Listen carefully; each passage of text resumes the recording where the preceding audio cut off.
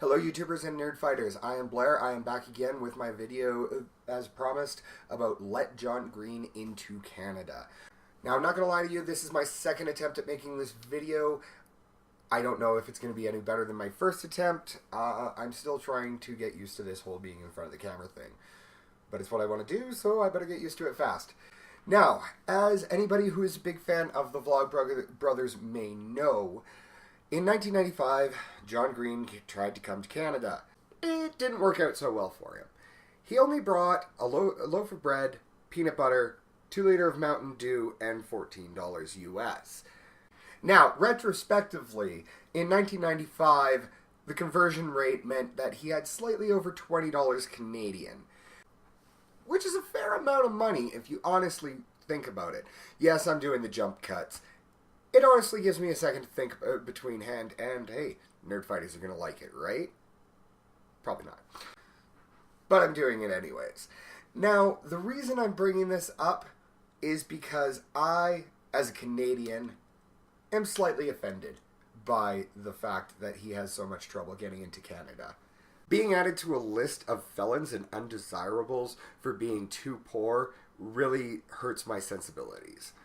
Not only as a Canadian, but just simply as a human being, it doesn't seem right. And I'm here to try and fight for what's right and to get that changed.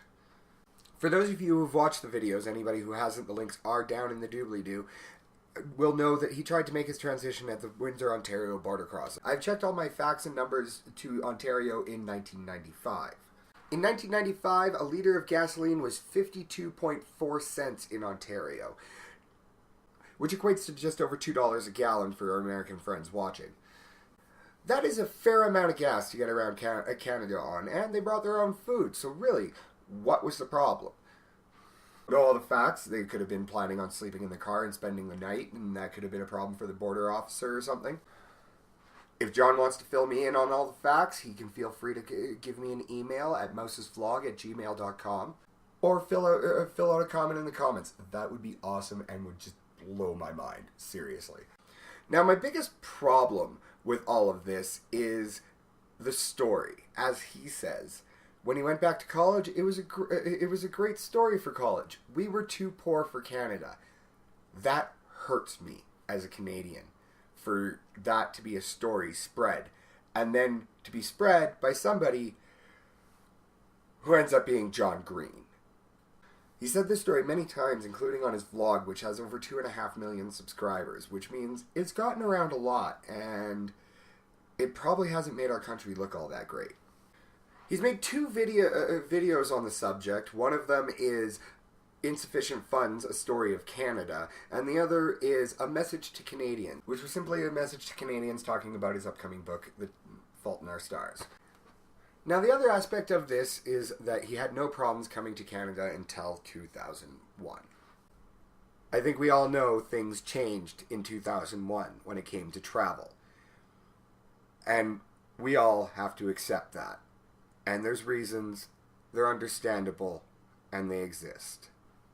But being too poor is not one of those reasons and should not have you added to a list of felons and other undesirables. The worst part about this is in Insufficient Funds, A Story of Canada, John Green quotes a story of coming to Canada and interacting with a border agent, asking, is there any way to get off this list? And being told, deadpan, and a quote directly from John Green, Mr. Green, you will die on that list.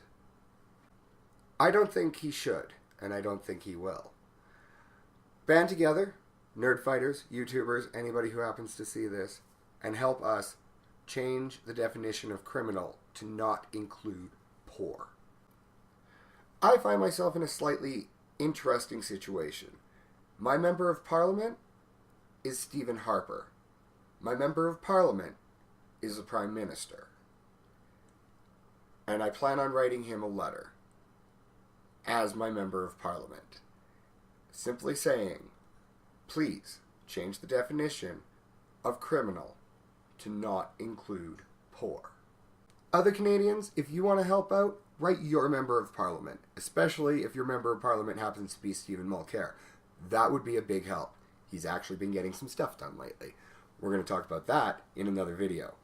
In fact, we're going to talk about the entire Canadian political system and how it works and the ridings and why my Member of Parliament being the Prime Minister is such a special thing. Now, we can't just fight for John Green alone. We have to fight for everybody who is affected by this concept of being too poor to enter Canada.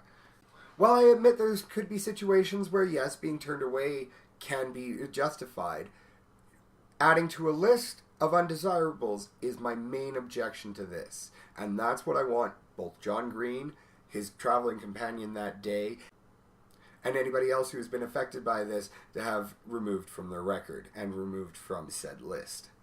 But honestly, let's talk about John Green's case specifically. Major selling author, major vlogger, major contributor to charity. Kiva.org and the Project for Awesome have contributed millions of dollars to charitable organizations.